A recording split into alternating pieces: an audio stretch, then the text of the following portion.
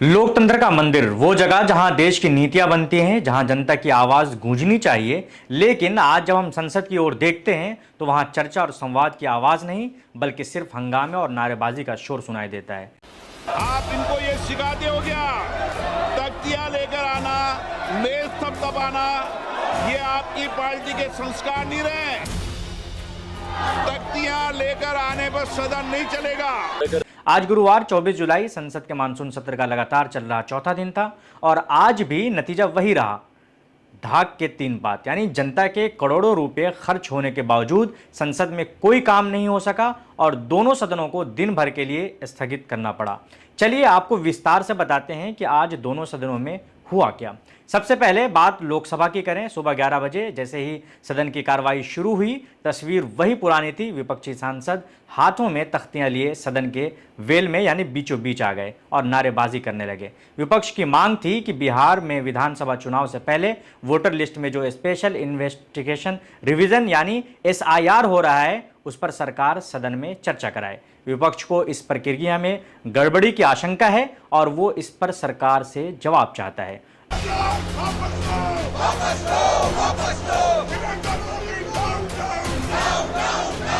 इतना चिल्लाते हैं, इतना चीखते हैं, रोज के रोज वेल में आ जाते हैं। लोकसभा अध्यक्ष ओम बिरला लगातार सांसदों से अपनी सीट पर वापस जाने की अपील कर रहे थे। उन्होंने कांग्रेस नेता KC वेणुगोपाल से भी बात की और कहा कि सदन में तख्तियां दिखाना और इस तरह का हंगामा करना सदन की गरिमा के खिलाफ है। उन्होंने कहा कि इससे देश की जनता में एक गलत संदेश जाता है, लेकिन उनकी किसी भी अपील का कोई असर नहीं हुआ। हंगामा जारी रहा और आखिरकार स्पीकर ने पहले सदन को दोपहर 2 बजे तक के लिए, फिर हंगामे के न रुकने की वजह से पूरी दिन के लिए स्थगित कर दिया। अब बात करते हैं उच्च सदन यानी राज्यसभा की। राज्यसभा में भी कुछ अलग नज़ारा नहीं था। हालांकि दिन की शुरुआत कुछ ज़रूरी कामकाज के साथ हुई। सदन में तमिलनाडु से रिटायर हो रहे 6 सदस्यों को विदाई दी गई। इसके साथ ही 26/11 मुंबई हमले के मुकदमे से चर्चा में आए मशहूर सरकारी वकील उज्ज्वल निकम ने भी आज राज्यसभा सदस्य के तौर पर शपथ ली, जिन्हें राष्ट्रपति ने मनोनीत किया था। लेकिन जैसे ही ये कामकाज निपटा और प्रश्नकाल शुरू हुआ, विपक्षी सांसदों ने अपने मुद्दों पर चर्चा की मांग को लेकर हंगामा शुरू कर दिया। उपसभापति हरिवंश ने नियम 267 के तहत दिए गए सभी नोटिस खारिज कर दिए, जिसके बाद विपक्ष का विरोध और तेज हो गया। नतीजा ये हुआ कि राज्यसभा को भी पहले 2 बजे तक और फिर दिन भर के लिए स्थगित कर दिया गया।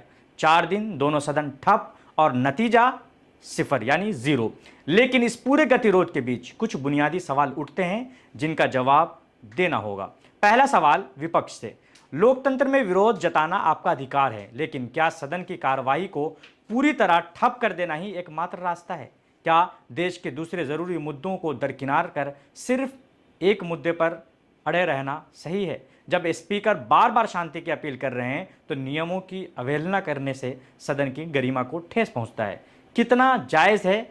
अब सवाल सरकार में जो लोग पक्ष में बैठे हुए हैं उन जिम्मेदारों से है, और सवाल सरकार से है कि अगर विपक्ष किसी मुद्दे पर इतनी शिद्दत से चर्चा की मांग कर रहा है तो सरकार उस पर बात करने से क्यों कतरा रही है? लोकतंत्र संवाद से, सहमति से चलता है, हठधर्मिता से नहीं। क्या सरकार की ये जिम्मेदारी नहीं है कि वो विपक्ष को विश्वास में लेकर सदन को सुचारू रूप से चलाए? इसी चुप्पी से सरकार विपक्ष के इन आरोपों को और मजबूत कर रही है कि वो अहम मुद्दों पर जवाब देने से बच रही है। और इस सियासी लड़ाई में सबसे बड़ा नुकसान देश का हो रहा है, आपका और हमारा हो रहा है।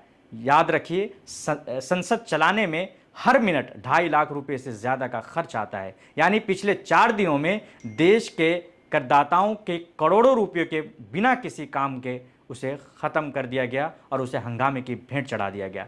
एक तरफ देश महंगाई, बेरोजगारी और कई चुनौतियों से जूझ रहा है और दूसरी तरफ हमारे चुने हुए प्रतिनिधि संसद में चर्चा करने के बजाय एक दूसरे पर आरोप लगाने में व्यस्त हैं। सवाल यह है कि गतिरोध कब टूटेगा और लोकतंत्र के इस मंदिर में जनता के मुद्दों पर सार्थक बहस कब शुरू होगी? तो देखते रहिए इनकलाब हिंदी। तमाम छोटी बड़ी खबरों के लिए आप इनकलाब हिंदी को फॉलो कर लें। धन्यवाद।